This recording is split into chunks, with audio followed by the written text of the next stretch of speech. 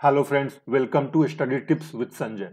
आज इस वीडियो में हम लोग एक प्रैक्टिस सेट बनाएंगे जो साइंस से संबंधित है और आगामी परीक्षाओं के लिए निश्चित रूप से महत्वपूर्ण साबित होंगे। तो आइए देखते हैं कैसे हैं ये प्रश्न। क्वेश्चन नंबर 1, जीन का आकार होता है नियमित, अनियमित, सर्पाकार, त्रिशंकु आकार।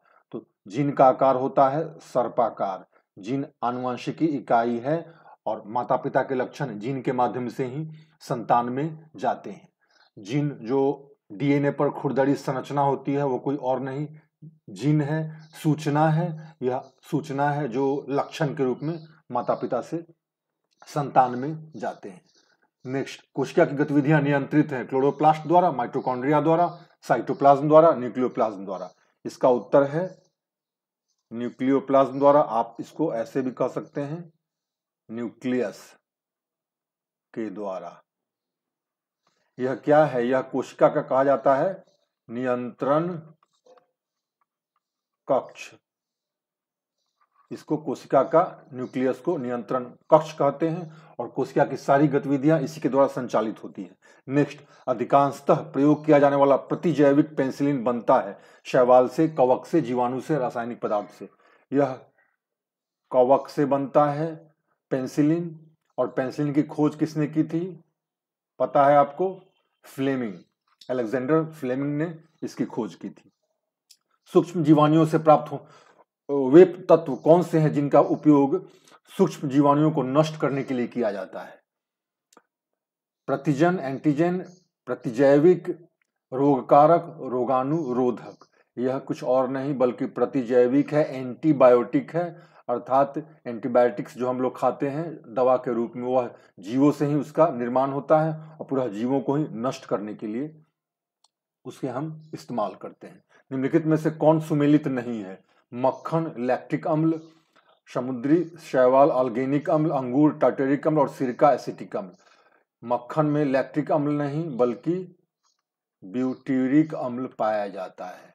तो ये क्या है?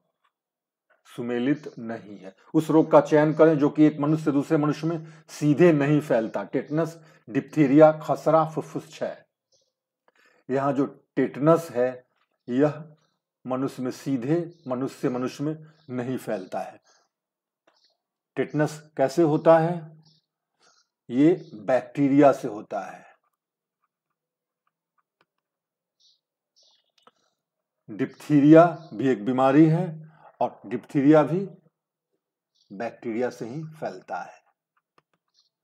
खसरा, खसरा is caused by virus.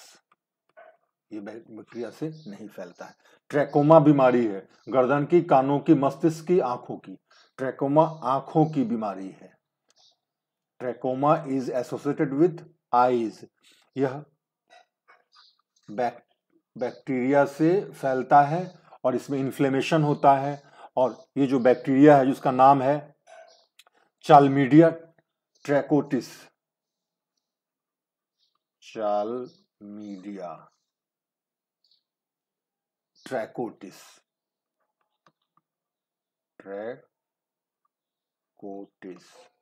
Bacteria से फैलने वाली बीमारी है। चॉकलेट स्वास्थ्य के लिए खराब हो सकता है क्योंकि उसमें निम्नलिखित का अंश होता है।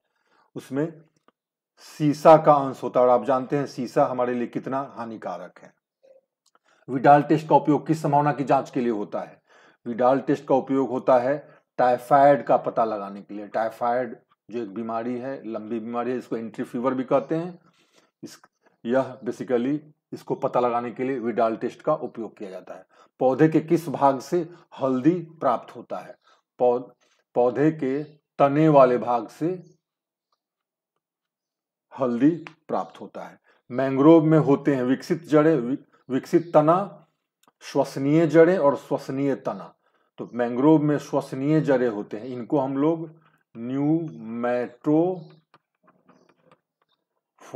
भी बोलते हैं। ठीक है।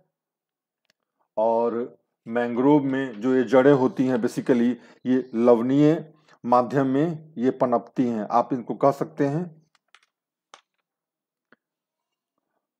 हेलोफाइट्स। Halophytes, halophytes. फाइट्स। यह भी अपने आप में एक प्रश्न है।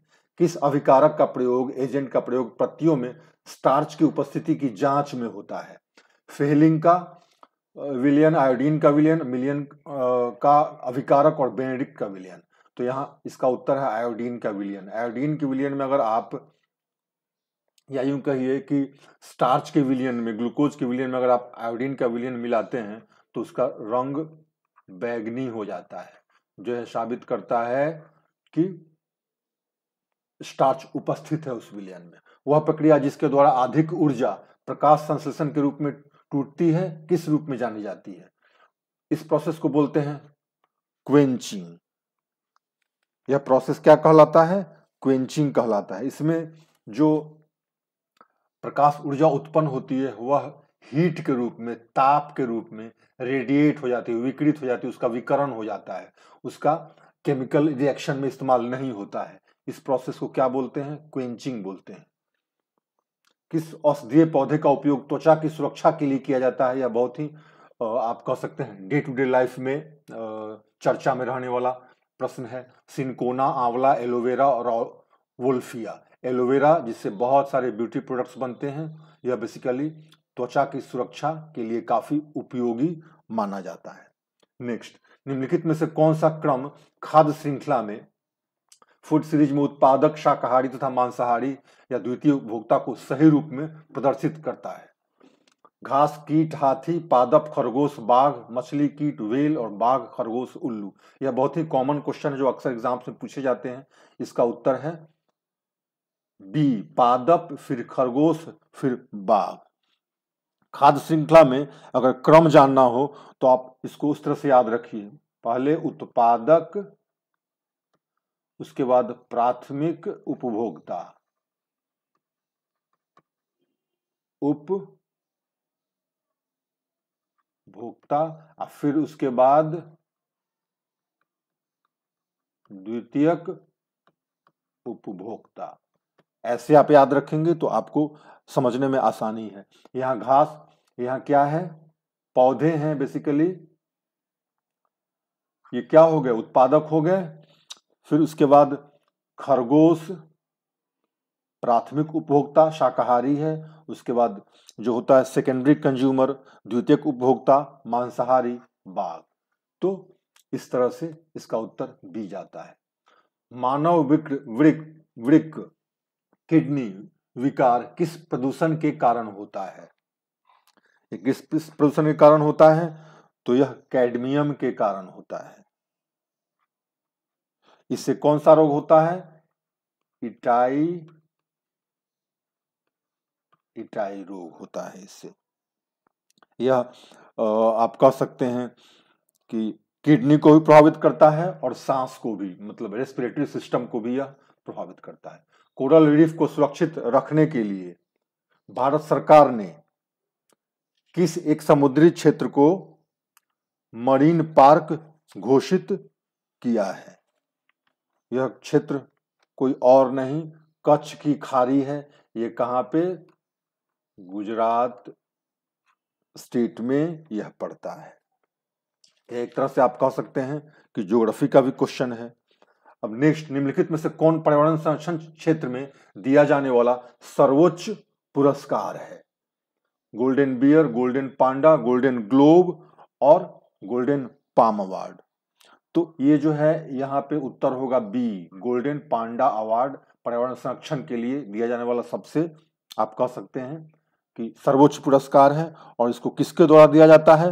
World wide fund for nature, world wide fund for nature द्वारा इसको प्रदान किया जाता है। निम्नलिखित में से किसे एटम बम कहा जाता है?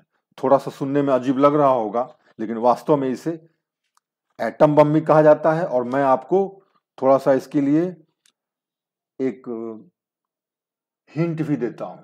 इसको आत्महत्या की थैली भी कहते हैं, या कोई और नहीं, लाइसोसोम है। यह एक कोशिकांग है, अर्थात कोशिका में पाया जाने वाला एक छोटा सा अंग। दरअसल क्या है कि इसका जो पीएच लेवल होता है, पीएच लेवल वह लेस देन 7 होता है, राइट। यह एसिडिक होता है बाय नेचर। यह जो टूटे फूटे या विकारयुक्त जो कोशिका है उसको यह समाप्त कर देता है, गला पचा देता है।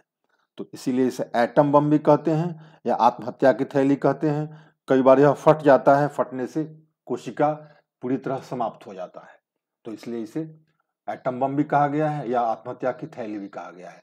इनमें से कौन सी कोशिकाएं इंसुलिन स्रावित करती हैं? हृदय कोशिकाएं नसों द्वारा, तंत्रिका कोशिका और बीटा कोशिकाएं। तो ये बीटा कोशिकाओं द्वारा स्रावित होती है। नेक्स्ट क्वेश्चन है, विटामिन B6 की कमी से, विटामिन B6 की कमी से कौन सा रोग होता है? तो विटामिन B6 की कमी से क्या होता है? रक्त की कमी हो जाती है और एनीमिया हो जाता है। बेड़ी रोग किससे होता है? B1, जिसको थायमिन भी कहते हैं, इसकी कमी से होता है बेड़ी रोग। विटामिन C की कमी से स्कर्वी रोग होता है, विटामिन C की कमी से स्कर्वी। सूखा विटामिन रोग विटामिन D की कमी से होता है। अब देखिए क्या है अगला क्वेश्चन, इनमें से कौन सी शर्करा सर्वाधिक मीठी होती है? तो इसका उत्तर है फ्रक्टोज। फ्रक्टोज सबसे मीठी होती है।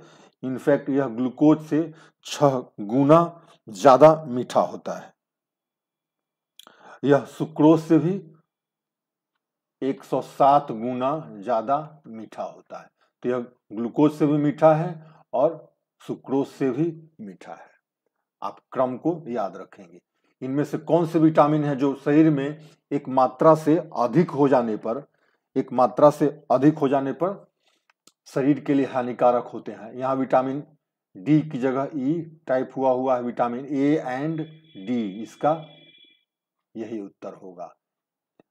अगर शरीर में इसकी मात्रा बढ़ जाए तो क्या होता है? हड्डी कमजोर होने लगता है, दृष्टि अर्थात देखने की क्षमता कम हो जाती है और साथ साथ लीवर भी अफेक्टेड होता है। तो याद रखना है आपको। और नेक्स्ट क्वेश्चन है, किस अंग में अंगुलीनुमा संरचना पाई जाती है जिसे विली कहते हैं? तो बहुत पॉपुलर है, कई बार पूछा भी गया है। और यह अंग कोई और नहीं, छोटी आंत है। छोटी आंत में उंगलीनुमा जो संरचना होती है उससे छोटी आंत का सरफेस बढ़ जाता है और वह पाचन में मदद करता है। अर्थात छोटी आंत का अगर क्षेत्रफल एरिया बढ़ जाता है तो भोजन के पाचन में इससे सहायता मिलती है। नवजात शिशु की श्वसन दर क्या होती है? नवजात शिशु की श्वसन दर याद रखिए 32 पर मिनट। और जैसे जैसे बेसिकली इसका रेंज है 30 to 60 पर मिनट। जैसे जैसे बच्चा बड़ा होने लगता है जो उसका ये है रेट वह कमने लगता है। नेक्स्ट, लाल रक्त कोशिकाएं श्वसन नहीं करती क्योंकि इनमें नहीं होता है। क्या नहीं होता है इसमें? इनमें माइटोकॉन्ड्रिया नहीं होता है, क्योंकि माइटोकॉन्ड्रिया में ही क्या होता है? केमिकल रिएक्शन जो होता है ऑक्सीजन की उपस्थिति में, जिसमें ग्लूकोज टूटता है और जिससे हमें एटीपी के रूप में ऊर्जा मिलती है।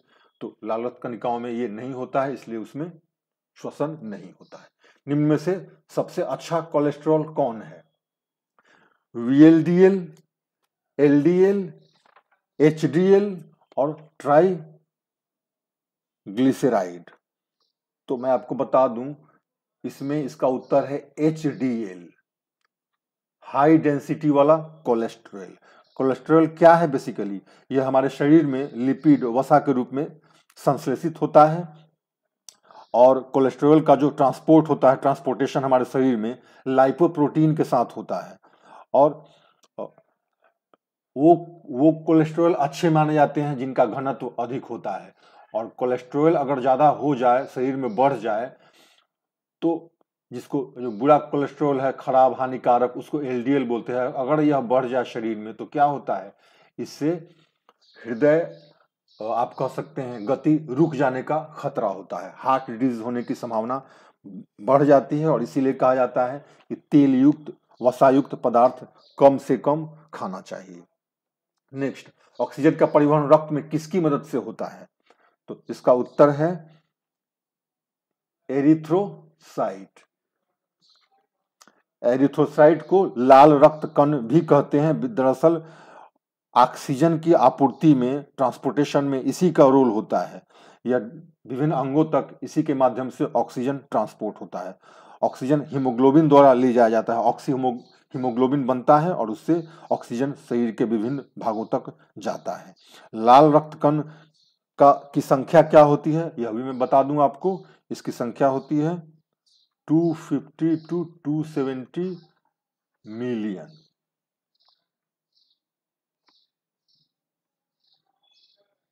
नेक्स्ट है, मानव शरीर का कौन सा अंग नाभिकीय विकिरणों से सबसे अधिक प्रभावित होता है? आंखें, फेफड़े, त्वचा और अस्थि मज्जा। तो इसका उत्तर है त्वचा। नाभिकीय जो न्यूक्लियर रेडिएशंस होते हैं उससे त्वचा, स्किन कैंसर होने का खतरा रहता है। नेक्स्ट क्वेश्चन है, दांत की सबसे मजबूत परत है। सबसे मजबूत परत क्या है? Calcium hydroxide, calcium oxide, calcium phosphate और कैल्शियम हाइड्रोक्सी एपेटाइट। तो इसका उत्तर है calcium hydroxy apatite. Next question है, मेंडल ने मटर के पौधे में कितने तरह के विषम लक्षणों की जोड़ी चयनित की थी? तो इसका उत्तर है 7। मेंडल को जैसा कि आप जानते हैं फादर ऑफ क्या बोलते हैं? जेनेटिक्स बोलते हैं। और पाइसम सेटिवम, इसने मटर के पौधे को लिया था अपने प्रयोग के लिए और उसमें 7 तरह के विषम लक्षण थे। विषम लक्षण, और इसीलिए उसने इसका प्रयोग किया था जेनेटिक्स में। निम्नलिखित में से कौन सा रोग दूध द्वारा फैलता है? ये जो रोग है यह क्षय रोग है। क्षय रोग मतलब क्या? ट्यूबरक्लोसिस, जिसको पॉपुलरली नोन एज ट्यूबरक्लोसिस या क्षय रोग आप कह सकते हैं। जॉन्डिस को ही पीलिया कहते हैं। यह किससे होता है? वायरस से होता है। आपने सुना होगा हेपेटाइटिस ए, बी, सी, वह कुछ और नहीं, वायरस हैं। और जॉन्डिस की बीमारी है जिससे लीवर अफेक्टेड होता है और बहुत यह आगे चलकर लीवर सिरोसिस में, लीवर कैंसर में भी परिवर्तित हो सकता है। डिप्थीरिया बैक्टीरिया से फैलने वाला रोग है, याद रखिए। सीडेरोसिस नामक बीमारी किसके सांस द्वारा अंदर ग्रहण करने से होता है? सिलिका, लौह कण, जिंक और कोयले का कण। तो याद रखना है लौह कण से सीडेरोसिस बीमारी होती है। इसीलिए लौह अर्थात आयरन वाले जो फैक्ट्रीज होते हैं उसमें जो काम करने वाले वर्कर्स होते हैं वह सीडेरोसिस से पीड़ित होते हैं। तो प्रश्न इस तरह से भी बनता है कि लोहे वाले कारखाने में अगर कोई काम करता है तो उसके मजदूर को कौन सी बीमारी होती है? तो वो सीडेरोसिस बीमारी होती है, याद रखना है। तो इस तरह से बायोलॉजी के ये प्रश्न थे और निश्चित रूप से आने वाले एग्जाम्स के लिए महत्वपूर्ण होंगे। इसको इस तरह से बनाया गया है। बीपीएससी, सीडी, पीओ और दरोगा के जो एग्जाम, आगामी एग्जाम जो होने वाले हैं उनके प्रश्नों को ध्यान में रखकर इसे बनाया गया है। अगर आप अच्छा लगे आपको तो आप इसे अपने दोस्तों के साथ शेयर करें, लाइक करें, सब्सक्राइब करें। कोई कमी नजर आए तो आप निश्चित रूप से कमेंट करें। और इसका पीडीएफ मैं टेलीग्राम चैनल में स्टडी टिप्स विद संजय में डाल दूंगा। और इसमें आंसर नहीं दिया हुआ है लेकिन मैं आंसर की अलग से एक पेज में बनाकर डाल दूंगा, आप वहां से उसको डाउनलोड कर लेंगे। Thank you very much.